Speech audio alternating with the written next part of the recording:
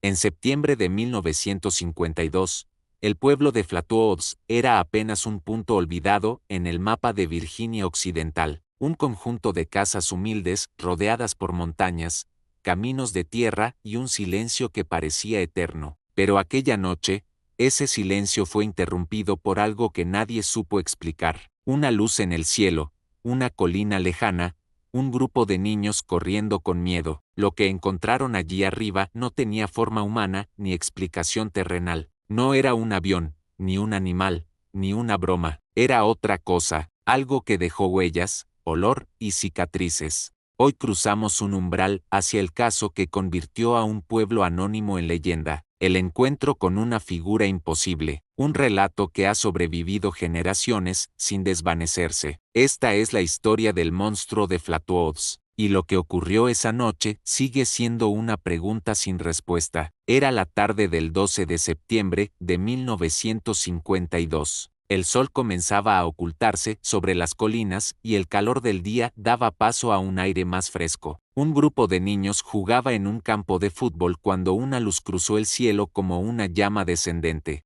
Era brillante, roja, con una estela que parecía ondular como si ardiera. Se movía con dirección clara, no caía en picado, sino que descendía con control. Los niños la siguieron con la vista hasta que desapareció más allá de la colina Bailey. Algunos pensaron en un meteorito, otros en un avión accidentado. El grupo decidió ir a investigar. Eran 6 chicos liderados por Edward May, de 13 años. Iban acompañados por su madre Kathleen May y el soldado local Eugene Lemon. Subieron por un sendero con linternas en la mano y una mezcla de miedo y curiosidad en el pecho. Pero lo que vieron no era fuego ni metal, era otra cosa. A medida que subían el terreno, se volvía más escarpado. La vegetación parecía alterada. El olor en el aire era denso, metálico, ácido. Los perros ladraban en la distancia como si sintieran algo que los humanos no podían ver. Y cuando llegaron a la cima,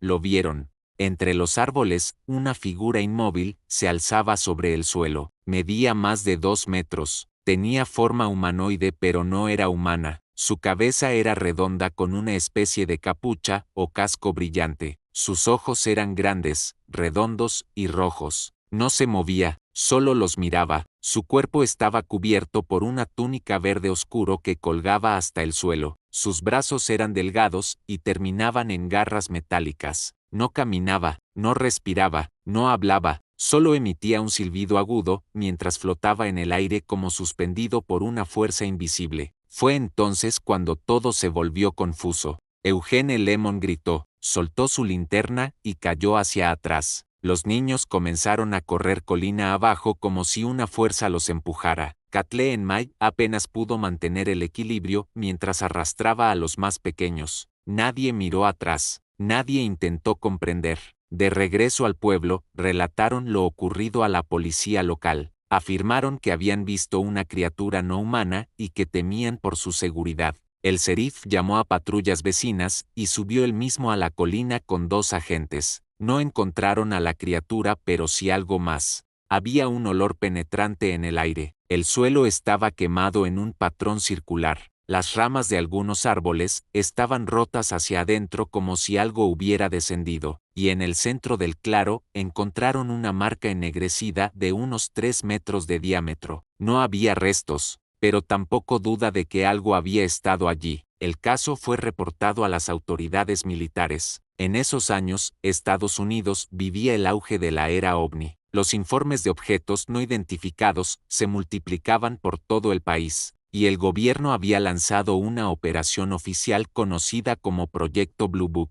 Unos días después del incidente, un equipo de la Fuerza Aérea llegó a Flatwoods. Interrogaron a los testigos, tomaron muestras del terreno, fotografías y registros meteorológicos, pero al finalizar la investigación declararon que todo había sido una confusión. Un meteorito, y la supuesta criatura, una sombra distorsionada de un búho posado en un árbol. Los habitantes del pueblo no aceptaron esa versión, tampoco los testigos. Edward May afirmó hasta su muerte que lo que vio no era un pájaro. Kathleen May se negó toda su vida a retractarse, y Eugene Lemon sufrió ataques de ansiedad durante meses después del encuentro. No se trataba de una ilusión, se trataba de algo real. En los días posteriores al encuentro, varios testigos comenzaron a presentar síntomas físicos: náuseas, dolor de garganta, irritación en los ojos y erupciones cutáneas. Algunos médicos locales atribuyeron los síntomas a la exposición a gases tóxicos o plantas venenosas,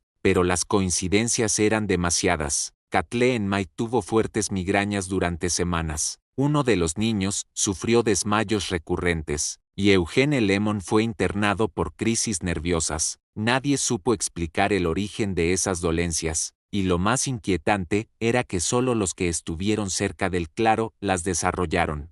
El informe médico enviado a la Fuerza Aérea fue clasificado. Los registros fueron transferidos a Washington y jamás se hicieron públicos. La prensa que intentó seguir el caso fue recibida con hostilidad, y los archivos del proyecto Blue Book que mencionan Flatwoods aparecen parcialmente censurados. En menos de una semana, el caso comenzó a transformarse. El término monstruo de Flatwoods fue inventado por un periodista y se viralizó en todo el país. Las radios hablaban de seres alienígenas, los periódicos publicaban dibujos basados en descripciones vagas, y el hecho real comenzó a diluirse. La figura descrita por los testigos era ahora interpretada con exageración. Se le añadieron rasgos como tentáculos, rayos láser y chillidos ensordecedores. Se convirtió en un personaje de feria, una figura decorativa para souvenirs, una anécdota de ciencia ficción rural. Pero entre quienes estuvieron allí esa noche, la historia no cambió. No querían fama, no buscaban atención, querían entender qué había pasado, querían respuestas, y lo único que encontraron fue burla, silencio y un pueblo convertido en caricatura de sí mismo.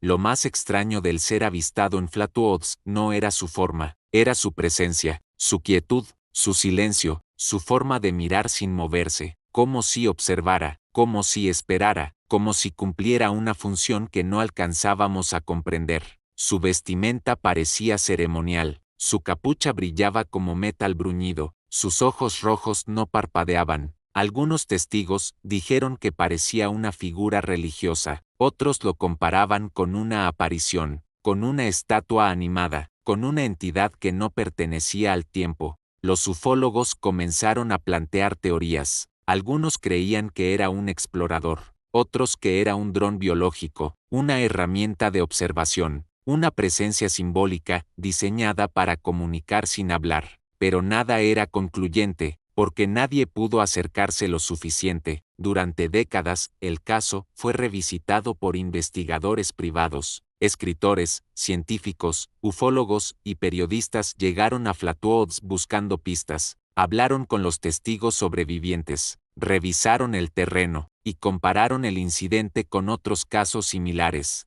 Encontraron coincidencias con reportes en Rusia, Australia y Canadá. Figuras altas, brillantes, que aparecían tras caídas de objetos luminosos. Seres que no atacaban, que solo observaban, que dejaban una marca en la tierra y en quienes los veían. Siempre en zonas rurales, siempre en silencio, pero no había forma de comprobar nada. Las muestras se habían perdido, los documentos oficiales estaban censurados, y cada nuevo intento de reconstruir el evento terminaba envuelto en ruido, desinformación y burlas mediáticas. El caso se volvía más borroso con el tiempo, pero no desaparecía. Es importante recordar que Flatwoods no ocurrió en el vacío. Era 1952. Estados Unidos estaba en plena Guerra Fría. La paranoia era parte del clima cotidiano, y los cielos eran vigilados con obsesión ante cualquier indicio de ataque aéreo. La Fuerza Aérea estaba en alerta máxima. Los radares seguían cada movimiento. Los informes OVNI eran recibidos con cautela pero sin desdén, porque cualquier objeto no identificado era una amenaza potencial, un posible avión espía, un error de cálculo, o una prueba enemiga.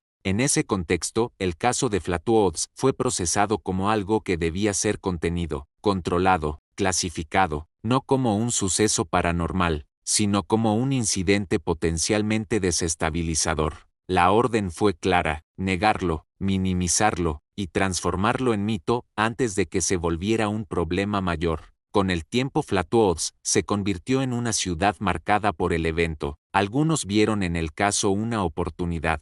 Crearon tiendas de recuerdos, colocaron esculturas, organizaron festivales con disfraces del monstruo, transformaron la tragedia en atracción. Otros jamás hablaron del tema, cerraron sus puertas a los visitantes, enseñaron a sus hijos a evitar a los curiosos. Siguieron viviendo bajo la sombra de una figura que cambió su historia para siempre, sin quererlo, sin comprenderlo, y sin poder evitarlo. El pueblo se partió en dos, entre los que recordaban con miedo, y los que celebraban el mito, pero nadie lo olvidó, porque el encuentro fue real, porque el olor sigue en el aire cuando cae la noche, y porque quienes lo vieron aún sueñan con esos ojos rojos suspendidos en la oscuridad. Años después casos similares comenzaron a surgir en otros puntos de Estados Unidos. Seres altos, silenciosos, de ojos brillantes, con túnicas o estructuras metálicas, siempre en zonas aisladas, siempre tras una luz en el cielo, siempre rodeados por una atmósfera irrespirable. Los investigadores los llamaron encuentros del tipo Flatwoods, los clasificaron como contactos de tercera fase sin comunicación, apariciones con efectos físicos medibles, y patrones repetidos. La figura se volvió símbolo, y la historia se expandió más allá del pueblo original. Flatwoods ya no era solo un punto en el mapa, era una clave, una advertencia, una cicatriz colectiva, porque cada vez que un ser similar aparecía en otro lugar, el recuerdo se activaba, y la pregunta volvía: ¿qué fue lo que realmente bajó de esa luz en 1952? Algunos sostienen que lo ocurrido fue una manifestación interdimensional, que el ser no provenía de otro planeta, sino de otra capa de la realidad,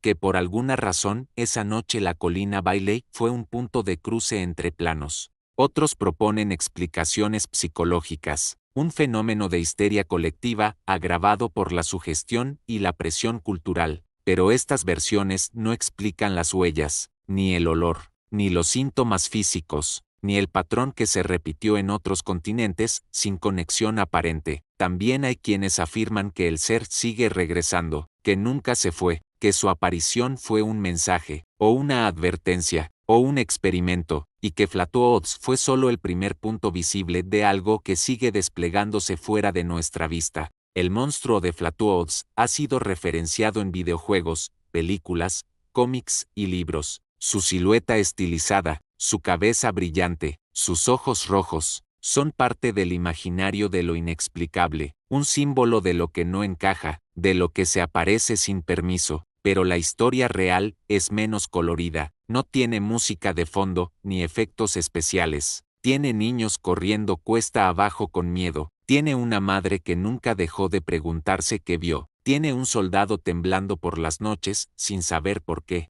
Y sobre todo tiene silencio, el mismo que cubre los bosques de Virginia Occidental cada vez que cae la niebla, el mismo que se posó aquella noche sobre la colina, el mismo que todavía envuelve el nombre Flatwoods como una niebla que nadie ha logrado disipar. No sabemos qué fue lo que descendió aquella noche sobre la colina Bailey, no sabemos si volverá, o si nunca se ha ido, pero algo cruzó un umbral, y al hacerlo dejó una marca que no se ha borrado. Flatwoods no es solo un misterio, es un espejo, nos muestra cuánto tememos lo que no entendemos, y cuánto estamos dispuestos a ignorar para sentirnos seguros. Pero el miedo no desaparece con el olvido, solo espera. Recuerda que no todos los monstruos rugen, algunos observan, algunos flotan, algunos simplemente aparecen cuando menos los esperamos. Has cruzado el umbral silente. Suscríbete y sigue rastreando lo que otros niegan haber visto.